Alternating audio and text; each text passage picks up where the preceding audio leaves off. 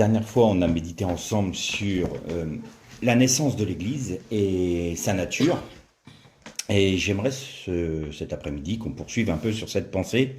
Et toujours sur la pensée de l'Église, on va parler un peu plus de sa fonction et de son fonctionnement. Alors évidemment, j'ai pas la prétention d'être exhaustif sur le sujet, mais au moins aborder les thèmes principaux de ce qu'est l'Église, pourquoi l'Église, on peut se poser la question. Après tout, Dieu pouvait très bien agir, même à travers le sacrifice de son Fils, de manière à ce que son rachat et le salut des hommes puissent se faire sans qu'il y ait l'Église.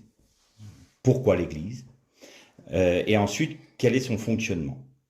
Et je pense que dans les temps que nous vivons aujourd'hui, il est intéressant de se pencher sur la question parce qu'on voit que dans notre génération, depuis déjà pas mal d'années, il y a une perte de repères dans les assemblées, une perte de repères dans le christianisme, qui a non seulement perdu de vue son essence, on l'a vu la dernière fois, que l'Église était issue du judaïsme, qui était l'accomplissement du judaïsme, et que on ne pouvait pas se séparer de l'Église judéo-chrétienne. Et en même temps, après avoir perdu de vue cette origine et puis sa nature même, aujourd'hui, dans sa grande majorité, le christianisme s'est perdu dans des œuvres, dans des travaux, on va dire, dans des choses qui font que euh, il n'est plus, dans sa grande majorité, à la place que Dieu lui assigne, de manière à être utile dans son œuvre. Et il y a une épître de Paul très intéressante concernant l'Église, et c'est l'épître aux Éphésiens. Elle est très intéressante parce qu'elle parle non seulement de ce qu'est l'Église, mais aussi de la façon dont les membres la composent, ce qu'ils font. Et elle est très complète à ce sujet-là. Et on va se pencher sur l'épître aux Éphésiens notamment. Alors, pourquoi l'Église? Déjà, pour répondre à cette question, il faut qu'on revienne dans le premier chapitre des Actes. Et de mémoire, ça doit être au verset 8 ou dans ces eaux-là, là, je n'ai plus tellement la mémoire. Jésus, juste avant l'ascension, avant qu'il remonte auprès de son Père, donne une dernière directive à ses disciples. Et il leur dit, vous recevrez une puissance, celle du Saint-Esprit survenant sur vous. Je cite le texte de mémoire, parce que je sais que c'est dans Acte 1. Et vous serez mes témoins dans Jérusalem, en Samarie, dans toute la Judée et jusqu'aux extrémités de la terre. Et donc l'Église a pour fonction d'être témoin, un témoignage de l'œuvre du Christ, de ce qu'est le Christ. Donc si on résume à son essence première la fonction de l'Église, hormis la nature où elle est l'épouse du Christ, on va y revenir quelques instants, elle a pour but d'accomplir les œuvres que Christ accomplissait dans le royaume d'Israël jusqu'aux extrémités de la terre, c'est-à-dire qu'elle est amenée à apporter la Torah, c'est-à-dire la loi de Dieu, à toute la terre. Et en cela, elle est le témoignage vivant du ministère du Christ qui continue à perdurer. D'ailleurs, si vous prenez je crois que c'était dans l'évangile de Jean, Jésus un jour dit à ses disciples, chapitre 14, verset 12, de mémoire aussi là, Jésus dit à ses disciples, « Celui qui fait la volonté de mon Père fera les œuvres que je fais et il en fera de plus grandes. » Alors, on avait abordé un peu le sujet la dernière fois en disant, mais pourquoi est-ce qu'il ferait des plus grandes? Pour la simple et bonne raison que l'Église, elle est positionnée sur l'ensemble de la terre, sur toutes les nations, et qu'elle peut, de par ce biais, poursuivre les œuvres du Christ, continuer les œuvres du Christ, et en cela, elle fait de plus grandes œuvres parce qu'on avait dit que le Seigneur Jésus était, lui, circonscrit aux limites des frontières d'Israël. L'Église, elle a pour mission d'avoir une force centrifuge, c'est-à-dire qu'elle va apporter du noyau qu'est Jérusalem, et donc le judaïsme, elle va apporter la Torah sur toute la terre entière, dans toutes les nations. Et donc, c'est la raison pour laquelle le Seigneur Jésus disait « celui ». Alors, là encore, on a un petit problème de traduction. Le mot « celui », c'est en grec « kakenos ». Kakenos, ça veut dire, oui, effectivement, celui ou celle ou ceux au pluriel. Et par confort de compréhension dans la logique, on a suffisamment médité là-dessus, dans la logique de la philosophie gréco-romaine, eh bien, on a ramené à l'individu une réalité, et ça peut prêter à confusion, parce que, sous-entendu, celui qui fait la volonté de mon Père, donc un individu, il fera les œuvres que j'ai faites, et il en fera plus grandes. Donc, si on part sur ce raisonnement-là, l'Église n'a pas lieu d'être. Il n'y a pas besoin d'avoir d'assemblée. Il n'y a pas besoin d'avoir une assemblée des enfants de Dieu, rassemblés en une entité que l'on appelle l'Église, qui est le corps du Christ. Un seul individu, multiplié par tant de chrétiens, tout le monde peut être isolé. Vous voyez, comme quoi, parfois, les traductions peuvent nous emmener dans une réflexion qui est pernicieuse, parce que on peut dire, moi, je vais faire la volonté de Dieu, et donc je peux faire, moi, en tant qu'individu, plus d'œuvres ou de plus grandes œuvres que Christ. C'est pas du tout la pensée de la Bible. C'est pas du tout la pensée de ce qu'a dit Jésus. Et donc, si on traduit ceux qui font la volonté de mon Père, déjà là, on est dans un pluriel. Pourquoi? Parce que on est un ensemble d'individus dans une même unité, dans une même entité.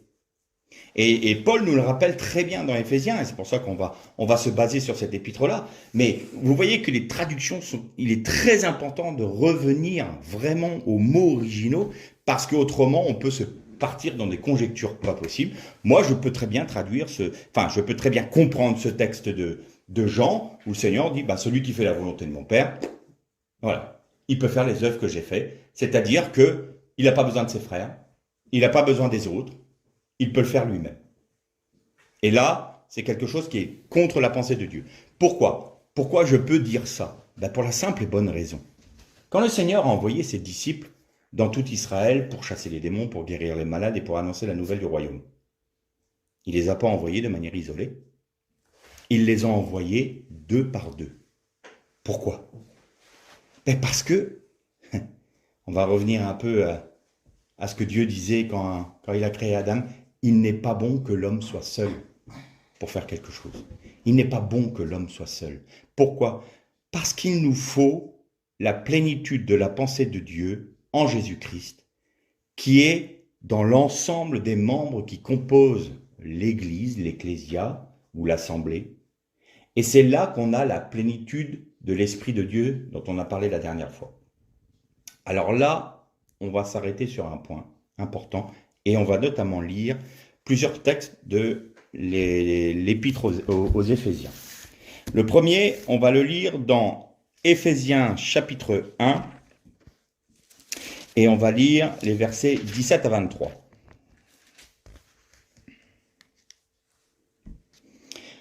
On va commencer au verset 15.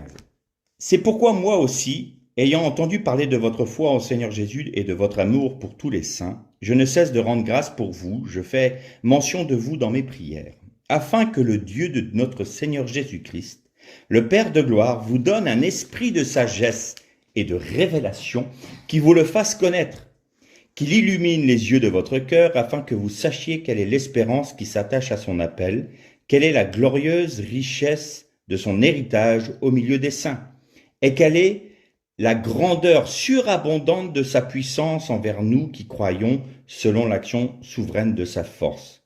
Il l'a mise en action dans le Christ, en le ressuscitant d'entre les morts, et en le faisant asseoir à sa droite dans les lieux célestes, au-dessus de toute principauté, autorité, puissance, souveraineté, et au-dessus de tout nom, qui peut se nommer, non seulement dans le siècle présent, mais encore dans le siècle à venir. Il a tout mis sous ses pieds, et l'a donné pour chef suprême à l'Église, qui est son corps, la plénitude de celui qui remplit tout en tous. Et là, c'est ce verset-là qui est intéressant. Qu'est-ce que nous dit ce texte? Que l'Église est le corps du Christ et que Christ remplit tout l'univers, toute la terre. Par quel moyen? En tous. En tous. Donc, Christ, qui est dans chacun de ses enfants, remplit chacun de ses enfants, et de ce fait, il remplit la terre entière. Voilà, là on est dans le cœur du réacteur nucléaire, si je peux prendre cette image imparfaite, de l'Église. Elle est l'écrin de l'Esprit du Christ pour accomplir la plénitude de la pensée de Dieu en étant la plénitude de Christ. Alors, on va lire un autre texte qui va pouvoir peut-être un peu nous heurter. Pourquoi? Parce que on avait vu la dernière fois que la plénitude de l'Esprit du Christ, seul Christ l'avait eu. On avait pris un psaume qui disait qu'il avait l'ensemble des 7 esprits de Dieu, c'est-à-dire des 7 attributs de l'Esprit de Dieu. L'esprit de sagesse, esprit de grâce, esprit de force, esprit de puissance. Vous vous souvenez, on a parlé de ça. Et que nous, on n'avait pas la plénitude des 7 esprits de Dieu, des 7 attributs de l'Esprit de Dieu, mais que l'Église, elle, avait la vocation à l'avoir.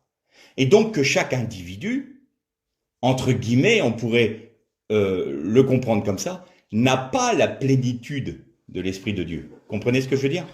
C'est-à-dire que on est rempli du Christ, mais on n'a pas la plénitude des 7 esprits de Dieu. Et là, on va prendre un texte qui paraît contredire ça. Et j'aimerais qu'on lise dans toujours l'Épître aux Éphésiens, au chapitre 3, si ma mémoire est bonne, et je crois que c'est le verset 6. Non, c'est pas là. Ça doit être chapitre 4, 1 à 17. Voilà. Donc, chapitre 4, à partir du verset 1. Je vous exhorte donc, moi, le prisonnier dans le Seigneur, à marcher d'une manière digne de la vocation qui vous a été adressée, en toute humilité et douceur avec patience. Supportez-vous les uns les autres, avec amour, en vous efforçant de conserver l'unité de l'esprit par le lien de la paix. Il y a un seul corps et un seul esprit. Comme aussi vous avez été appelés à une seule espérance, celle de votre vocation, il y a un seul Seigneur, une seule foi, un seul baptême, un seul Dieu et Père de tous, qui est au-dessus de tous, parmi tous et en tous. Mais à chacun de nous, la grâce a été donnée selon la mesure du don de Christ. C'est pourquoi il est dit, il est monté dans les hauteurs et il a emmené captifs. Il a emmené des captifs et il a fait des dons aux hommes. Or, que signifie il est monté sinon qu'il est descendu dans les régions inférieures de la terre? Celui qui est descendu, c'est le même qui est monté au-dessus de tous les cieux, afin de remplir toutes choses. C'est lui qui a donné les uns comme apôtres, les autres comme prophètes, les autres comme évangélistes, les autres comme pasteurs et docteurs, pour le perfectionnement des saints, cela en vue de l'œuvre du service et de l'édification du corps du Christ. Jusqu'à ce que nous soyons tous parvenus à l'unité de la foi et de la connaissance du Fils de Dieu, à l'état d'homme fait, à la mesure de la stature parfaite de Christ. Ainsi, nous ne serons plus des enfants flottants et entraînés à tout vent de doctrine, joués par les hommes avec leurs fourberies et leurs manœuvres séductrices. Mais en disant la vérité avec amour, nous côtoierons à tous égards en celui qui est le chef, Christ, de lui, le corps tout entier, bien ordonné et cohérent, grâce à toutes les jointures qui le soutiennent, fortement tire son accroissement dans la mesure qui convient à chaque partie et s'édifie lui-même dans la vie et dans l'amour. Là, ce texte-là nous parle exactement de ce que je viens de dire. Il a été donné à chacun une mesure du Christ. Or, Paul nous dit dans le premier chapitre, vous devez avoir la plénitude de Christ. Alors là, on a l'impression d'avoir une contradiction, un dualisme. Autant il faut avoir la plénitude du Christ, je vous exhorte et je prie afin que vous ayez un esprit de sagesse et de révélation qui vous le fasse connaître, afin que vous soyez dans la plénitude du don de Dieu en Jésus-Christ. Vous soyez remplis de la plénitude du Christ. Et là, on nous dit, bah, vous avez une mesure du Christ pour édifier le corps qui est l'Église. Qu'est-ce que ça veut dire? Alors, le mot plénitude, là, en grec, c'est le mot pléroma. Pléroma, là aussi, il y a des traductions différentes. Ça peut très bien dire, c'est comme pour une expression pour un fret de navire. Il a été rempli.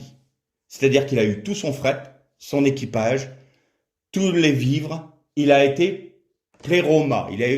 Ce navire-là est rempli. Il a la plénitude de ce qu'il peut prendre. Il est prêt à prendre la mer. Il est plein. Il est paré à appareiller. Voilà. Il a la plénitude de ce qu'il lui faut pour appareiller. Mais pléroma peut aussi dire une partie d'eux. Donc il y a deux notions dans le mot grec. Et n'oublions jamais que Paul écrivait en grec, mais il pensait en hébreu. Il raisonnait en hébreu. Et souvent, je vous ai dit qu'en hébreu, il y avait toujours... Parfois, on pouvait trouver des dualités et que ça choquait notre esprit cartésien, notre esprit un peu gréco-romain, où nous sommes, cause et effet. Hein. Il y a une cause pour un effet, et tout effet a forcément une cause. Tandis qu'en hébreu, c'est un peu... Je ne sais pas si les Hébreux ont des origines normandes, c'est peut-être bien que oui, peut-être bien que non. Alors, c'est pas comme ça, évidemment, mais il peut y avoir dans une même expression plusieurs pensées, plusieurs niveaux de pensée qui sont exprimés. Et donc, en prenant ce mot, pléroma, Paul exprime une réalité fondamentale. Quand on reçoit Christ, on ne reçoit pas un morceau de Christ. Quand Christ vient en nous, habité en esprit, il a dit, moi et mon Père, nous viendrons chez lui, nous ferons notre demeure chez lui, c'est-à-dire en lui, dans son esprit, et ça sera un enfant de Dieu. Eh bien, nous n'avons pas un morceau de Christ. Nous avons la plénitude de la personne du Christ. Et donc, Paul a tout à fait raison. Dans le premier chapitre de l'Épître aux Éphésiens, il dit « Je prie afin que vous ayez un esprit de sagesse et de révélation qui vous fasse connaître la grandeur, la hauteur de sa sagesse et qui vous le fasse connaître afin que vous ayez la plénitude de Christ. » C'est-à-dire que la plénitude de la réalité du Christ en nous doit être révélée par l'Esprit de Dieu. Christ est en nous, dans chaque membre de l'Assemblée. Et chaque membre, chaque chrétien, chaque personne qui est née de nouveau doit s'attacher à connaître quelle est la nature de cette vie qui a été implantée par l'Esprit en lui. On peut très bien avoir une graine en nous, la graine de la vie, la graine de la vie du Christ en nous, et ne pas chercher à la faire fructifier. Il y a beaucoup de chrétiens, c'est ce que je disais la dernière fois, ils vont s'arrêter au salut. C'est-à-dire qu'ils ont le salut, point, l'objectif de leur vie, c'est garder le salut. C'est-à-dire que je dois être juste devant Dieu, je dois pas pécher, je dois faire ci, je dois aller à l'église, je dois faire mes petits rites religieux, c'est pas péjoratif dans ma bouche, hein. Je dois faire telle et telle chose, je ne dois pas faire telle et telle autre, de manière à garder le salut. Et donc, là où la vie de ces chrétiens et où la vie des assemblées qui prêchent ce genre de choses est rabougrie, c'est dans le fait que de ce fait-là, ils ne peuvent plus rentrer dans leur fonction, dans la fonction de l'Église. La fonction de l'Église, c'est d'être des témoins du Christ. Pas d'être une forteresse où on garderait un salut parce que le Seigneur nous a sauvés. Là, il y a quelque chose de rabougri, il y a quelque chose d'étriqué, il y a quelque chose qui n'est plus à sa place. Et donc, à force de s'auto-regarder, et vous allez voir que c'est très important, de s'auto-regarder pour contrôler, entre guillemets, selon nos élucubrations et nos propres pensées, pour contrôler si nous sommes encore dans le salut et que nous n'avons pas dévié, et comme dans notre patois de Canaan on dit, on n'est pas des rétrogrades, eh bien, on s'attache non plus à regarder Christ, mais nous. Et on se regarde en permanence pour savoir si nous sommes toujours sauvés ou rétrogrades, ou sauvés ou rétrogrades, et puis au bout d'un moment, c'est de la schizophrénie, parce on sait comment est la nature humaine, on ne sait plus où on en est, on passe dans des moments d'euphorie et après on repasse dans des moments de grande dépression spirituelle et on repart dans de l'euphorie et c'est cyclique, ce n'est plus quelque chose de régulier, ce n'est plus quelque chose d'harmonieux, c'est des pics et c'est de la schizophrénie. On est bipolaire. C'est des chrétiens bipolaires. Un coup, ils vont très bien, un coup, le lendemain, vous allez les voir. Oh, en fait, je t'ai vu, frère, t'étais vraiment dans la joie hier. Oh, aujourd'hui, non, non, si je pouvais mourir, ce serait mieux. C'est impossible d'avoir une relation saine avec des personnes comme ça, parce que ils sont les jouets de leur propre conception de ce qu'est la sainteté de Dieu et de ce qu'est la volonté de Dieu pour eux. Pourquoi? Parce qu'ils ne s'attachent pas à la Bible.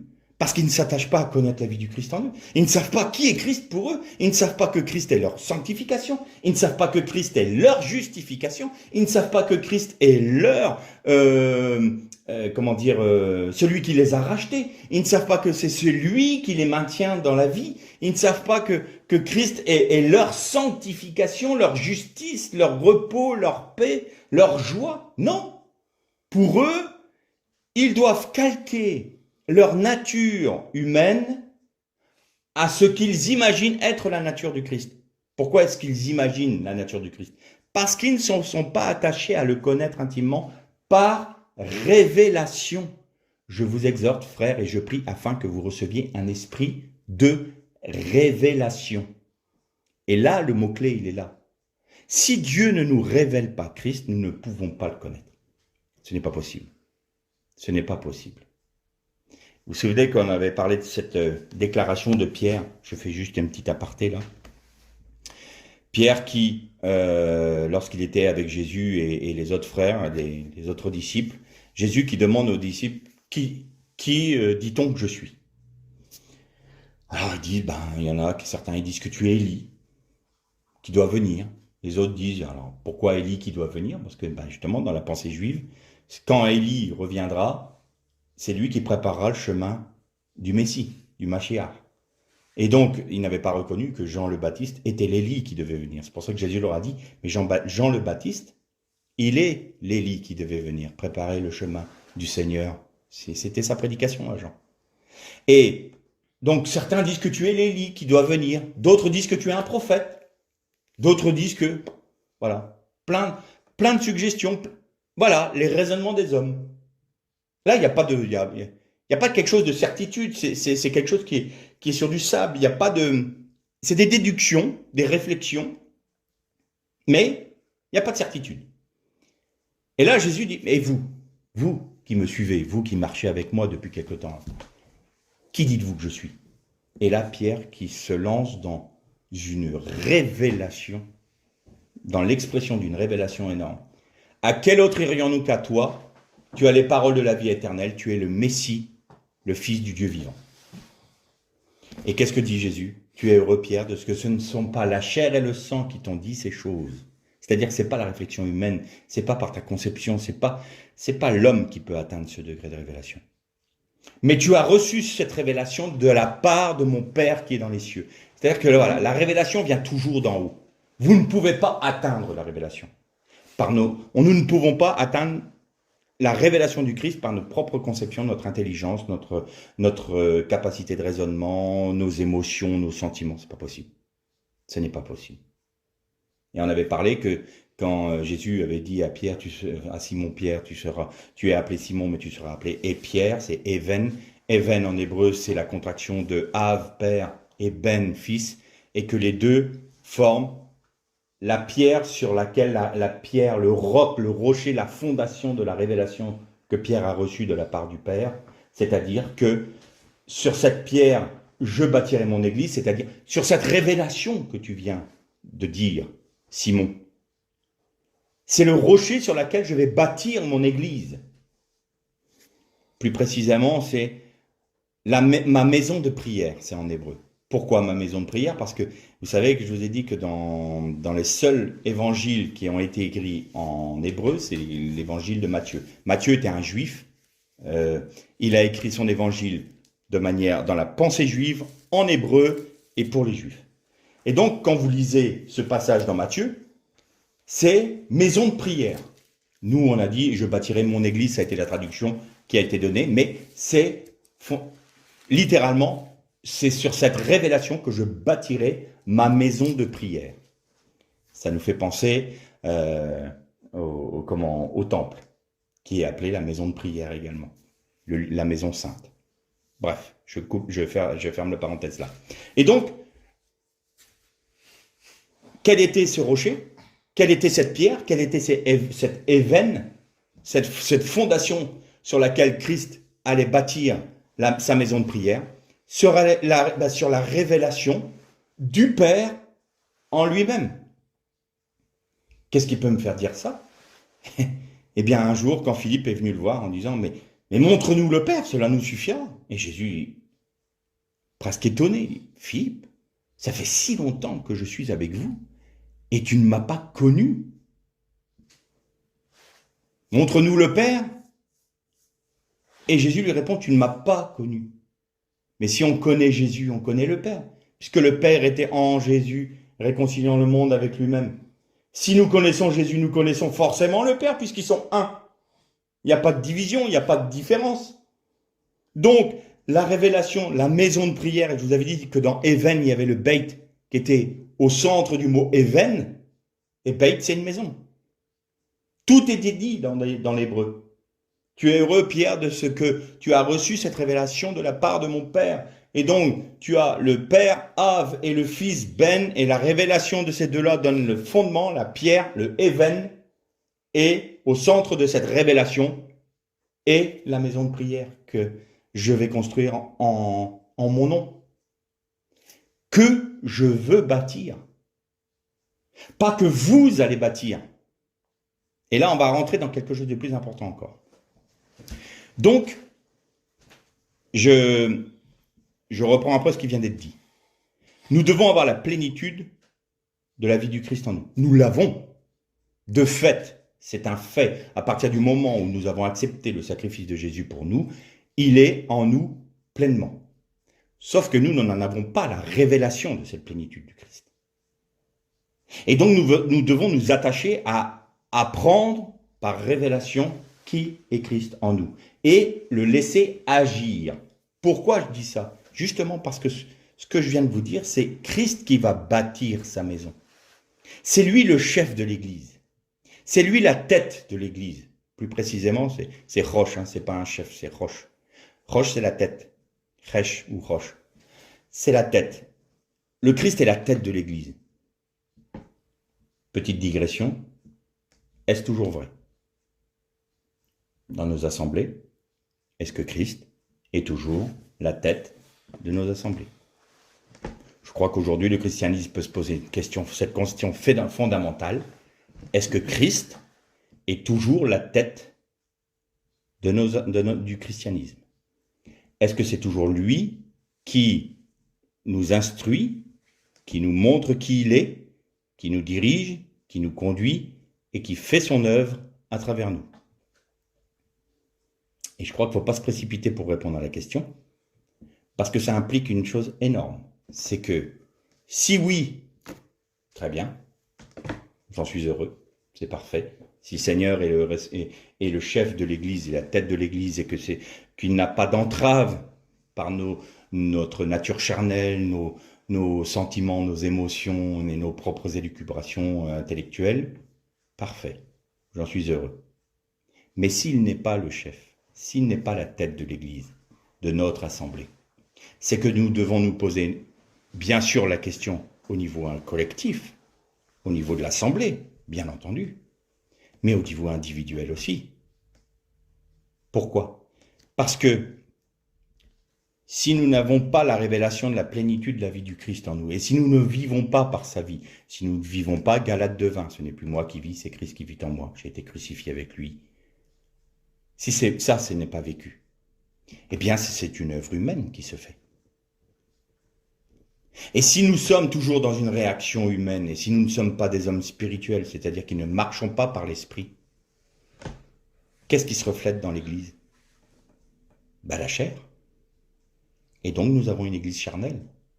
Une Église qui n'est pas soumise à son époux. qui ne s'attache pas à faire la volonté de son époux, et même pire, qui n'attend plus son époux. Voilà ce que ça donne. Quand on ne veut pas, à titre individuel, être rempli, c'est-à-dire avoir la révélation de la plénitude du Christ en nous. Si nous ne sommes pas attachés à ça, ce qui va en ressortir dans l'assemblée, c'est des fruits amers. C'est des eaux amères. C'est pas quelque chose qui va être vivant.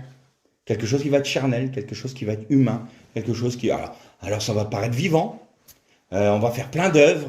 Mais moi je pense qu'on pourrait faire comme si. Donc on va monter des salles de cinéma, on va monter des salles de spectacle, on va monter des salles de concert, on va faire des études bibliques télédiffusées sur Internet et tout ce que vous voulez. On va se répandre en activité et en activisme. Mais ça produira quoi? Rien.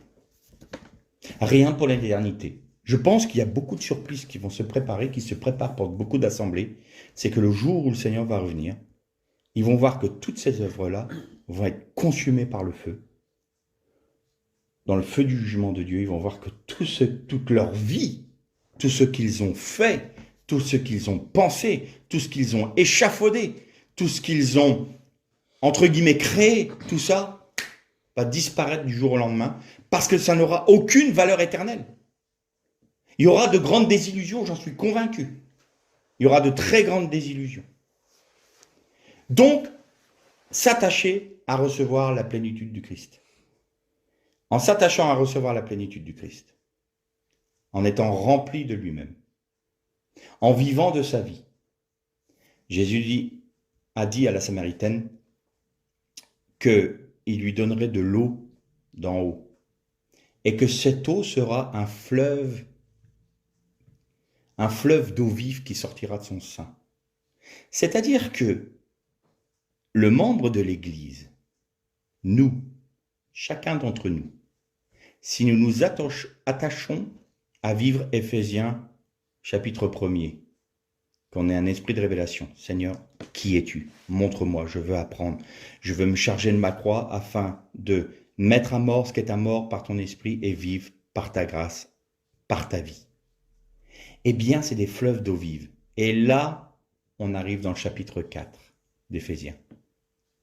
Aux uns, il les a donnés comme prophètes, les autres comme apôtres, comme docteurs, comme pasteurs, comme enseignants, la prophétie, les dons à chacun. Chacun a sa place, chacun a un rôle. Je vous avais dit la dernière fois, la majorité des chrétiens aujourd'hui sont, et c'est pas forcément de leur faute, c'est le système religieux que l'on s'est créé. Il y a un homme, ou quelques groupes d'hommes, mais en règle générale c'est un homme, donc c'est un évêque, un prêtre, un pasteur, ce que vous voulez. Il s'attribue, du moins notre système religieux, attribue à cet homme-là la capacité de rassembler tous les dons, tous les ministères. À partir du moment où il est responsable de l'Église, il a tous les dons, il a tous les ministères, il rassemble sur sa personne l'ensemble. Comme si, à l'encontre de ce que nous dit la Bible, il avait la capacité, lui, de recevoir la plénitude des 7 esprits de Dieu. Et donc, forcément, ça induit quoi? Que les membres de cette église-là, ils arrivent, ils s'assoient, ils avalent ce que le grand pasteur dit, ou le grand prêtre dit, ou le grand curé dit, ou le grand rabbin, ce que vous voulez. Et après, ils s'en vont. Il n'y a pas de vie. Tout passe par un homme. Tout revient à un homme. Rien pour Dieu. Et donc, on garde ces personnes-là, ces frères-là et ces sœurs-là dans un infantilisme coupable. Pourquoi? Parce qu'ils ne deviennent pas ils ne deviennent pas des hommes faits. Ils ne s'attachent pas à connaître Christ. Pourquoi le ferait-il? Il y a un homme là-haut sur la chair qui leur dit ce qu'il faut faire, ce qu'il faut penser, la façon dont il faut parler, qui leur dit si vous êtes chrétien ou pas chrétien, si vous êtes rétrograde ou si vous êtes toujours dans le salut. En fait, ils se laissent conduire, ils se laissent guider. C'est un homme qui leur dit s'ils sont bien ou pas. Et donc, en fonction de ce que cet homme-là leur dit, bah, ils se sentent bien ou ils se sentent accusés. C'est pas la vie chrétienne, ça? C'est pas la vie chrétienne? C'était quoi le but de l'Église, déjà, qu'on a dit? Ah oui, d'être les témoins du Christ. Ça, déjà, là, le témoignage du Christ, il y a un problème. Et puis, nous dit Paul dans son épître, aux Éphésiens, au chapitre 4, et au verset 13, on va commencer au verset 12, « Pour le perfectionnement des saints, cela en vue de l'œuvre du service. » Donc, nous devons être, tous les ministères, les dons, toute cette vie d'Église est donnée en vue du perfectionnement des saints, de manière à ce qu'on reçoive encore plus de lumière de ce qu'est la vie du Christ en nous, pour que nous puissions vivre toujours plus en accord avec la vie du Christ en nous, donc rendu à l'image même du Christ, en vue donc du perfectionnement des saints, et cela pour le service, pour son service, l'édification du corps, après. Cela en vue de l'œuvre du service et de l'édification du corps du Christ, jusqu'à ce que nous soyons tous parvenus à l'unité de la foi et de la connaissance du Fils de Dieu, à l'état d'homme fait, à la mesure de la stature parfaite de Christ. C'est clair, c'est limpide, c'est noir sur blanc. L'objectif, c'est que l'Église, sa fonction est d'être témoin du Christ et de poursuivre les œuvres du Christ, mais non plus circonscrit au pays d'Israël, mais à toutes les nations. Et pour ceux qui composent l'Église, d'aller toujours plus profondément dans la connaissance du Christ, et donc les uns au service des autres vont permettre que les différents ministères et dons vont aider les uns et les autres à grandir en Christ. Voilà. C'est la vie d'un corps, c'est la vie, une main n'est pas un pied, la tête n'est pas une jambe, mais il y a toujours le système sanguin qui passe dans chacun des membres. Le Saint-Esprit, c'est le système sanguin, il passe dans tous les membres. Et il est là pour nourrir chaque membre, mais chaque membre a sa fonction, de manière à ce que le corps produise un effet, une œuvre. Et donc une œuvre, moi quand je rencontre quelqu'un, je lui dis pas, tiens, ça c'est le bras d'un tel.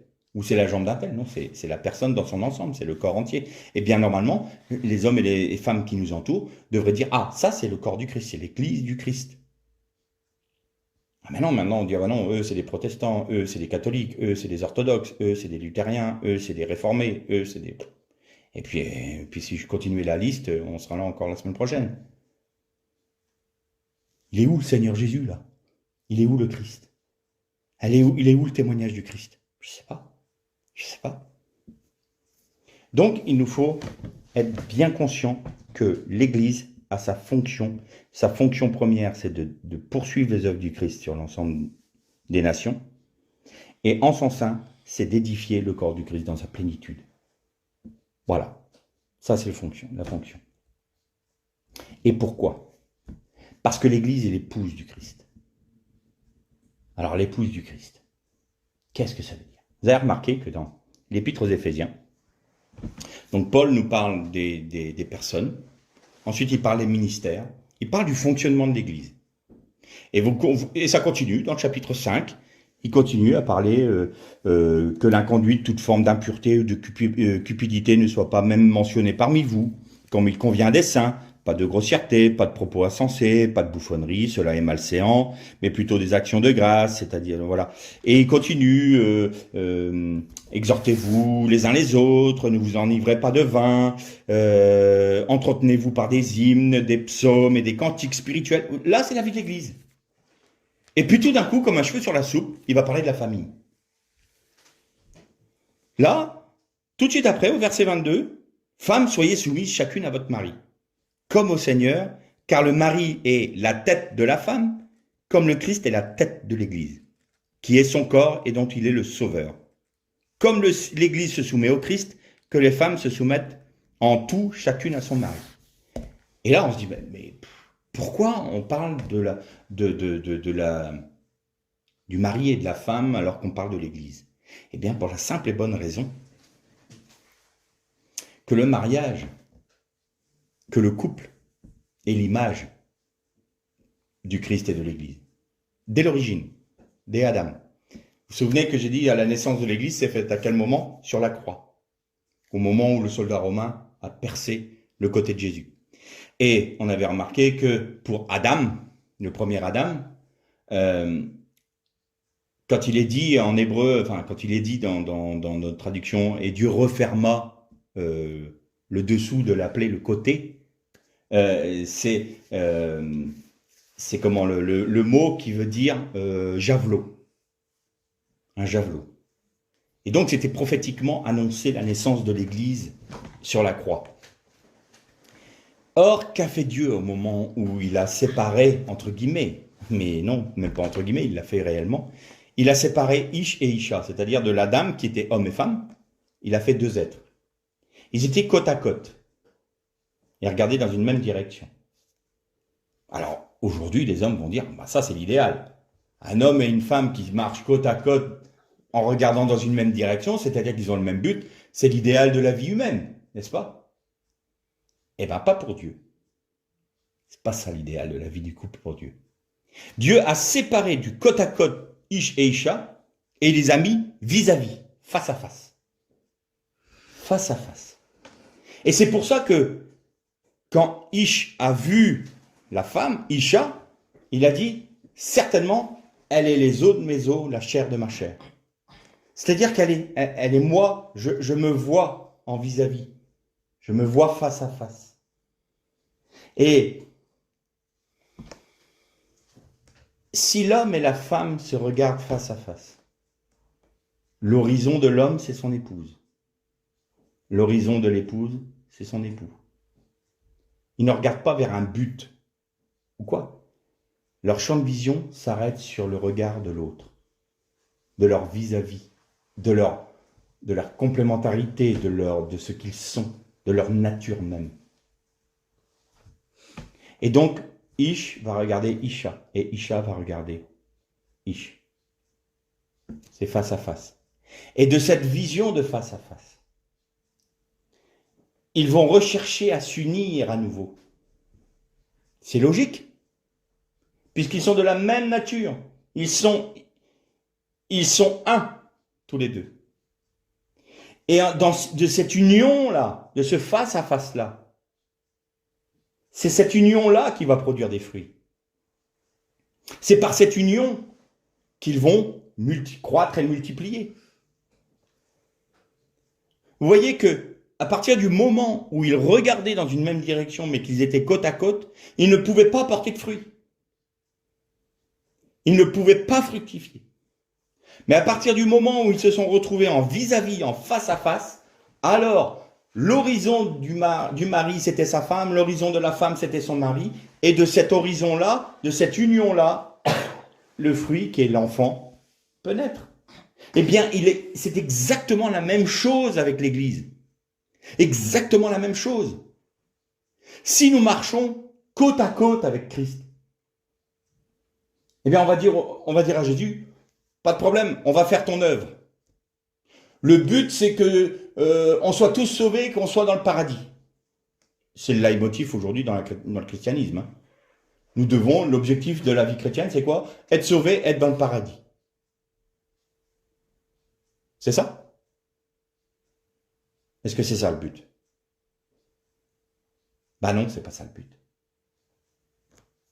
Le but, c'est pas le paradis. Le but, c'est pas... Ça encore, c'est la philosophie grecque. Le pur esprit. Nous, le corps est le mal, donc il faut qu'il soit détruit. Et l'esprit qui est en nous est un pur esprit, et il faut qu'il soit rassemblé avec les autres purs esprits en esprit. Ça, c'est la philosophie grecque. Que nous dit la Bible? L'établissement du royaume de Dieu sur la terre. L'établissement du royaume de Dieu sur la terre. Par la résurrection des morts et le retour du Christ, le retour du Mashiach. Ah non, non, faut que tu sois sauvé pour que tu ailles au paradis. Non. Certes, on est mis dans un lieu en attendant que cette réalité du royaume voit jour. Mais c'est temporaire, c'est quelque chose en attendant, entre guillemets. Alors évidemment, là, je parle dans notre dimension parce que nous sommes soumis à la temporalité. Pas ceux qui sont sortis, qui nous ont précédés, qui sont morts avant nous, ils sont plus dans la temporalité maintenant. Ils sont dans l'éternité. Et l'éternité, je répète, hein, c'est pas une vie sans fin. Il n'y a pas de début, il n'y a pas de fin. On est hors du temps. C'est bien plus... il y a une boutade, je crois que c'était un humoriste français qui disait l'éternité c'est long, surtout vers la fin. Oui, parce que ça donne une notion de durée infinie. C'est pas ça du tout. Il y a pas de, c'est un présent permanent, c'est un présent perpétuel. C'est pour ça que l'hébreu et même le grec ont une forme de temps de conjugaison qui est le présent permanent, présent perpétuel. Et il y a des textes très importants, notamment sur, je crois que c'est le son de la trompette qui résonne. Il dit quand l'époux revient, eh bien c'est le présent permanent qui est utilisé dans ce texte-là. C'est-à-dire que c'est tout le temps. Ça n'a pas ni de début ni de fin. Il y a toujours cet appel, attention, l'époux revient. Je ferme la parenthèse. Et donc, l'objectif, c'est ça, l'établissement du royaume. L'établissement du royaume, c'est pour ça qu'il y a l'Église. Et c'est ça qu'elle doit attendre. Et c'est en vue de cela qu'elle doit vivre et qu'elle doit travailler et qu'elle doit se laisser conduire par son époux. Et donc, si l'Église, au lieu de marcher côte à côte, marche vis-à-vis du Christ, face à face. C'est-à-dire que tout son horizon, c'est son Seigneur. Toute sa vision, tout son objectif, son but n'est que son époux. Le Seigneur Jésus nous a prouvé que son but, que toute sa vision, c'était son épouse. Il a même donné sa vie pour elle. Il a tout fait pour elle. Il nous a rachetés. Et il nous édifie. Lui, il est toujours dans cette notion il est face à son épouse. Il l'a toujours devant les yeux. Il veut la rendre parfaite pour le jour de son royaume. Il y travaille. Il attend d'elle qu'elle ait la même attitude de cœur, la même attitude vis-à-vis de lui, face à face. Regarde-moi. Le Seigneur Jésus nous dit, regardez-moi. Plongez vos regards sur moi, pas sur les circonstances, pas sur vos œuvres, pas sur ce que vous croyez qu'il est juste de faire, moi seulement. Détournez les regards de votre petit nombril, de votre petite vie pour voir si je suis sauvé ou pas sauvé. Non, sortez de cela. Mes frères et sœurs, il faut qu'on sorte de cette vision-là. Il faut qu'on arrête de regarder à soi-même. Il faut qu'on arrête de s'auto-analyser. Il faut qu'on arrête de regarder si notre œuvre est juste, si elle n'est pas... Regardons Jésus. Si on regarde à Jésus, on portera des fruits. Autrement, il n'y a pas de fruits. La maladie aujourd'hui du christianisme, c'est qu'elle a détourné le regard de son Seigneur, de son époux. Et donc, il n'y a plus de fruits. Faut pas être un grand observateur pour voir que le christianisme est en déliquescence complète. Complète. Pourquoi? Parce qu'on ne regarde plus l'époux. Ça ne nous intéresse pas de connaître l'époux. On s'est fait une image, on s'est fait un veau d'or. Dans ma religion, c'est comme ça. Dans ma dénomination, on pense ça. Donc la dénomination à côté, ils sont forcément dans l'erreur parce qu'ils ne pensent pas comme nous. Ah bon? C'est toi qui es le gardien de la vérité et l'autre à côté, il n'en a pas? Mais c'est tout comme dans l'assemblée, il y a des frères qui sont plus avancés, d'autres moins. Mais comme nous dit Paul, au stade où vous en êtes arrivés, marchez d'un même pas. Exhortez-vous les uns les autres. Aidez celui qui veut apprendre par rapport à la connaissance que vous avez, aidez-le. Qu'est-ce qui sort de votre... Est-ce qu'il y a un fleuve d'eau vive qui sort de votre sein? Ouais, eh bien c'est ce fleuve-là qui va nourrir votre frère, qui va abreuver votre frère, qui va abreuver votre sœur. Donc vous allez avoir la plénitude du Christ, mais ce qui va ressortir, c'est une pléroma de la pléroma que vous avez. Je m'explique. Vous savez que quand j'ai dit pléroma, en grec, ça veut dire soit rempli, plein, complet, parfait, fini, soit une partie d'eux. eh bien de la pléroma pleine, entière, complète de la vie du Christ qui est en vous et que nous devons, pardon, parce qu'il faut que je me mette avec vous. Je suis pas en train d'exhorter les autres et puis moi je suis un, non, non, je suis comme vous. Nous devons nous attacher à connaître la profondeur, la largeur, la hauteur de la plénitude de la vie du Christ qui est en nous. Et plus nous allons avoir conscience de cette plénitude de la vie qui est en nous, plus va ressortir une pléroma de nous, c'est-à-dire une partie de ce que nous recevons, qui va aller abreuver. Et là, vous voyez qu'il n'y a pas de contradiction entre les deux textes. C'est parfaitement la pléroma. Nous devons être remplis de la plénitude du Christ. Et une partie de cette pléroma va aller pour nourrir nos frères et sœurs de l'Assemblée. Et ainsi, en fonction des différents fleuves d'eau vive qui sortent des seins des uns et des autres, eh bien, il y a une construction qui se fait, il y a une réalité qui se fait jour. C'est la plénitude de la vie du Christ qui se manifeste au sein de sa maison de prière qu'il édifie lui-même pour le perfectionnement des saints et en vue de l'œuvre qu'il assigne à cette maison. Alors, si nous arrivons à l'église, si nous arrivons à nos assemblées en disant « Bon, moi j'arrive, on va chanter quelques cantiques, quand c'est le moment de prière, ben, on va attendre un petit peu, et puis après, on va écouter ce qu'il a à nous dire, et puis on repart chez soi, puis c'est fini. » On passe complètement à côté de la vocation qui est la nôtre. On manque complètement le but. Et ça, multiplié par plein d'assemblées, bien, vous avez des assemblées qui se regardent à peine, qui se méprisent ou qui se respectent juste comme ça de loin, mais il n'y a pas d'unité de cœur. Mais tous les dimanches, tout le monde prend la Sainte Seine en disant « Nous reconnaissons le corps du Christ, il n'y a pas de problème. » T'es sûr que tu reconnais le corps du Christ? C'est certain ça? C'est vrai? C'est véritable? Est-ce que c'est vrai? Est-ce que nous discernons le corps du Christ? Ça veut dire quoi? Ça veut dire ce qu'on a dit. On est vis-à-vis avec Christ. Est-ce qu'on le regarde? Est-ce que le Seigneur, c'est notre vision? Est-ce que la vision de notre époux nous suffit? Ou est-ce qu'on préfère la vision de nos œuvres, de notre service pour lui? Seigneur, tu n'es pas obligé de revenir. Pas maintenant.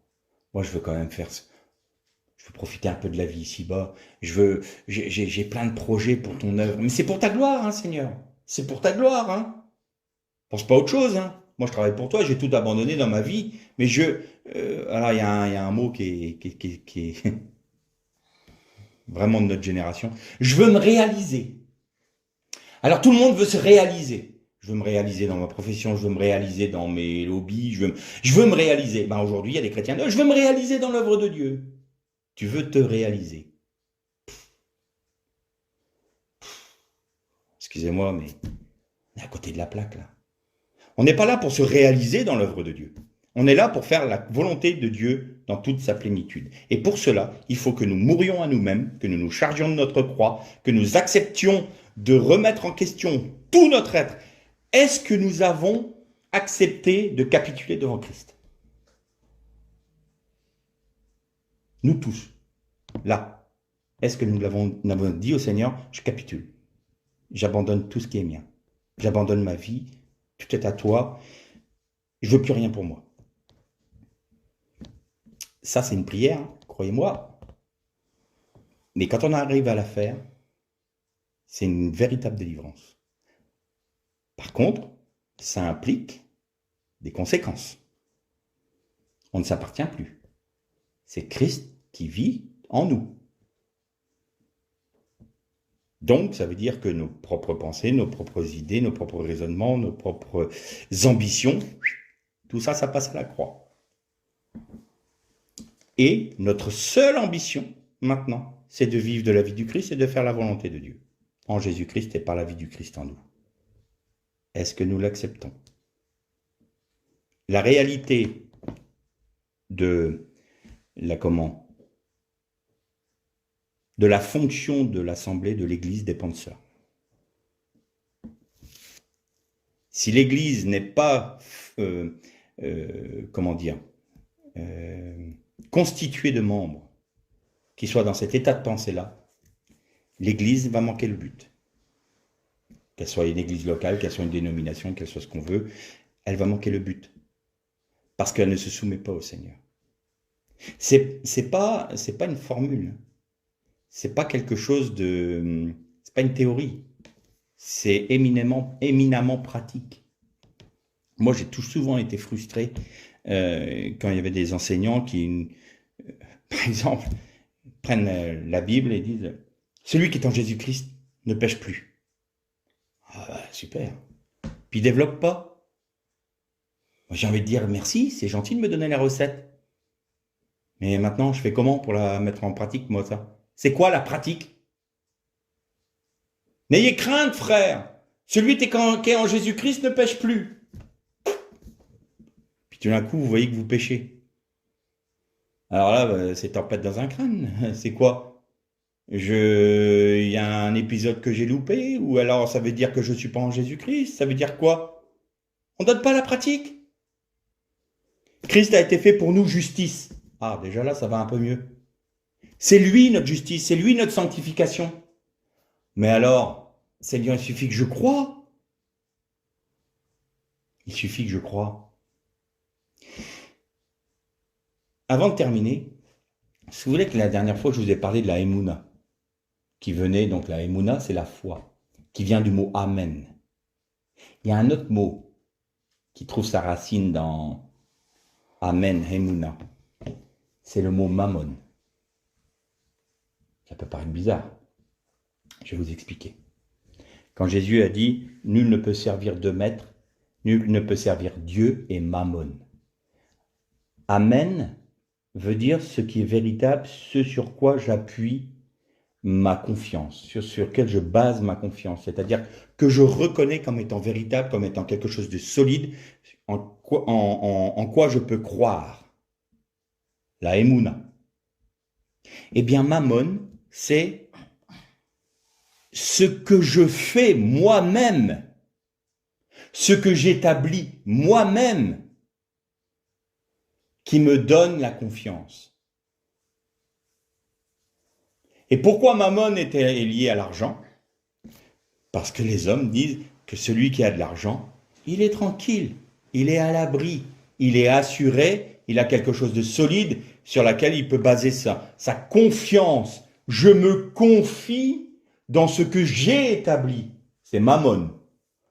Alors certes, il y a l'argent. Si j'ai de l'argent, oh, je suis tranquille, disait l'homme riche.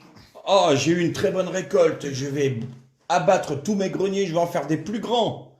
Comme ça, après je dirai à mon âme, réjouis-toi, parce que tu n'as plus aucune crainte, je place ma confiance dans ma richesse. Insensé, cette nuit même, ton âme te sera redemandée. Eh bien, ça fonctionne bien entendu pour l'argent, mais ça fonctionne sur beaucoup d'autres choses. Ah ben, l'Église place sa confiance où? Sur sa doctrine? Sur ses œuvres? Sur ses bâtiments? Sur son influence? Sur la capacité d'ouvrir entre guillemets des succursales un peu partout? D'être une dénomination reconnue, ayant le vent en poupe, ou du moins ayant une grande autorité? Et ce qui peut aider aussi, qu'il y ait des moyens financiers suffisamment substantiels pour qu'on soit confiant. Alors notre question aujourd'hui, voulons-nous être des enfants de la Emouna ou des enfants de Mammon? Quelle est notre décision? C'est une question. Nous devons y répondre. La Emouna, c'est la foi dans le fait que notre époux revient, que nous devons être prêts, que nous devons nous attacher à faire sa volonté, à chercher sa pensée, à marcher comme lui, penser comme lui, agir comme lui, raisonner comme lui. Et pour ce faire, nous devons être rendus semblables à lui. Et nous devons prier. Et c'est la fin de cette méditation. Dans l'Apocalypse, la Bible se termine, au chapitre 22, se termine par « Et l'Esprit et l'épouse disent, viens Seigneur ». Est-ce que c'est notre prière? Est-ce que nous travaillons avec le Seigneur en vis-à-vis avec lui pour recevoir de lui ce dont nous avons besoin pour établir le royaume de Dieu sur la terre. On avait dit la dernière fois que à chaque fois que l'Église faisait l'œuvre du Seigneur, c'était le trône de Satan qui était ébranlé. Eh bien, nous sommes là pour être les témoins du Seigneur, c'est-à-dire nous sommes les témoins du royaume qui vient. Mais notre objectif, c'est que le royaume soit établi sur la terre. Et pour que le royaume soit établi sur la terre, ô mon époux, reviens. Père céleste, que ta volonté soit faite sur la terre comme elle l'est déjà dans les cieux. Viens dans ton règne, que ton règne vienne. C'est ça, c'est pas le paradis. C'est pas le paradis, notre attente. C'est la résurrection des morts et le règne du Christ sur la terre. Parce qu'une fois qu'il aura régné, Dieu va mettre un terme définitif à tout ce que Satan et toute sa cohorte a fait. Et là, il y aura les nouveaux cieux et la nouvelle terre, et ça sera le royaume de Dieu éternel, avec pour roi le Mashiach. C'est ça notre espérance. Pas un hypothétique paradis où on serait sur un nuage avec les images d'Épinal, tranquille. C'est pas ça. C'est bien plus grand que ça. C'est une vision étriquée, ça. Et puis l'objectif des enfants de Dieu, c'est pas de garder le salut ou de se mettre dans une position à savoir si on est rétrograde ou non. Non, c'est faire la volonté de mon Père. Faire la volonté de notre Père. Mais pour ce faire, il faut que chacun des membres qui composent l'Église soit attaché à laisser Christ vivre en lui et qu'il soit attaché à reconnaître quelle est la pensée de Dieu pour le temps et le lieu où il est placé. Et si on est dans cette attitude de cœur, alors le Seigneur va faire son œuvre à travers nous. Et si on réalise de manière individuelle que nous n'avons pas été à la hauteur des attentes du Seigneur pour nos vies, eh bien, repentons-nous devant Dieu. Seigneur, je te demande pardon parce que je n'ai pas été, je n'ai pas fait ce que... Je ne me suis pas attaché à avoir cet esprit de révélation qui me fasse te connaître et te laisser vivre en moi, te laisser grandir en moi. Je ne me suis pas abandonné à toi. Seigneur, je te demande pardon et maintenant je le fais. Et si une église réalise qu'elle n'est pas dans ce qu'elle doit être, que l'église demande pardon, s'humilie devant Dieu, c'est par la repentance que nous pourrons retrouver le chemin de notre vocation, de notre union, de notre unité et de notre but, de notre fonction. Par la repentance. Quand un Néhémie a su que les murs de Jérusalem avaient des brèches et que les portes de Jérusalem étaient brûlées par le feu, il s'est humilié devant Dieu tout seul. Et c'est pas toi, Néhémie, qui a fait ça, c'était le peuple d'Israël. Oui, mais je fais partie de ce peuple, donc je m'humilie moi-même. Il avait cet esprit. Cet esprit de qui? Mais de son époux. L'esprit de l'époux, l'esprit du Christ. Seigneur, je m'offre moi-même pour sauver mon Église. C'est l'esprit du Christ. Alors, au lieu de juger nos frères, au lieu de les regarder avec condescendance en disant « Oh, regardez les églises, comment elles sont comme ci, comme ça. » Non. Humilions-nous pour eux. Parce que nous faisons partie de ce peuple. Nous ne sommes pas une église à part que Dieu va récompenser, puis l'autre va prendre une tape sur la main. C'est pas comme ça que ça fonctionne. Nous sommes intimement liés à eux parce que nous sommes frères et sœurs en Jésus-Christ. Le Christ est mort pour nous tous. Alors nous devons demander pardon au Seigneur parce que l'Église, le christianisme n'a pas rempli son rôle, a manqué son but. Mais il n'est jamais trop tard. Et il n'est pas trop tard pour réussir à faire quelque chose, à laisser Christ vivre en nous. Alors on va me dire, depuis 2000 ans, qu'est-ce qu'on va faire? Mais alors? Un jour, un frère a dit comme ça, je prie pour qu'on ait le réveil dans mon pays. Et le frère qui était avec lui, il a dit, d'accord, on va faire un cercle. Puis on va se mettre au milieu, puis on va dire, Seigneur, envoie le réveil dans le cercle d'abord. Il s'est mis lui-même dans le cercle. Il a dit, Seigneur, envoie déjà un réveil dans ma vie. Eh bien, que le Seigneur nous réveille, nous, individuellement, nous réveille en tant qu'assemblée, de manière à ce que nous fassions sa volonté, de manière à ce que nous agissions comme lui le veut. Et après, c'est son œuvre. Il en fera ce qu'il voudra. Mais nous devons être fidèles, nous, là où nous sommes, à la place où il nous a placés. Ensuite, ça lui appartient. Ne regardons pas les autres. Ne regardons pas à dire, mais ça, on n'y arrivera jamais, il n'y aura pas de... Non, nous d'abord. Là, par contre, on peut regarder, nous, ce que si Christ vit en nous. Pas les frères qui sont à côté. Nous, est-ce que nous sommes là-dedans? Le Seigneur nous a demandé de prier pour notre pays. Est-ce qu'on va se résigner à regarder notre pays partir dans la déchéance et la perfidie comme il est là aujourd'hui? Regardez dans quel état est la France. Est-ce qu'on ne peut pas prier pour la France? Est-ce qu'on ne peut pas prier pour qu'un réveil vienne sur la France? Que son esprit se renverse, se déverse sur la France? La France a toujours eu des éclaboussures. Il y a eu des réveils dans les Pays de Galles, en Angleterre, aux États-Unis, en Hollande. La France a toujours eu que des petites éclaboussures. Pourquoi? Parce qu'on ne s'attache pas à s'occuper de ce que Christ veut faire en nous. Et Christ veut faire pour notre pays. Eh bien, plaçons-nous sur la brèche pour le pays de France. C'est aussi pour ça que l'Église est là. Ou alors on attend, résigné, on dit ah bah oui, alors les temps sont mauvais, oui. Ah bah vivement que le Seigneur revienne, bah alors à ce moment-là on ferme nos Bibles, et puis on attend que le Seigneur revienne. Autant arrêter, hein. Autant arrêter. Si c'est simplement pour venir à l'église, pour chanter 3 cantiques, faire 4 prières, écouter 10 minutes de prédication, et puis faire taper dans les mains, merci Seigneur parce que tu nous as bénis, on va pas aller loin. Voilà, notre vocation, elle est où? Si on réalise qu'on est Laodicée, aveugle, misérable et nu, ben il faut qu'on prie, qu'on demande pardon au Seigneur, qu'il nous ouvre les yeux, qu'il nous guérisse, qu'il guérisse notre cécité, et puis qu'il mette un bon coup sur notre orgueil, de manière à ce que nous soyons dans l'humilité, de manière à le laisser vivre, de le laisser agir, parce que, et l'époux et l'Église disent, viens Seigneur, est-ce que c'est vrai? Est-ce que c'est vrai? Que le Seigneur vous bénisse.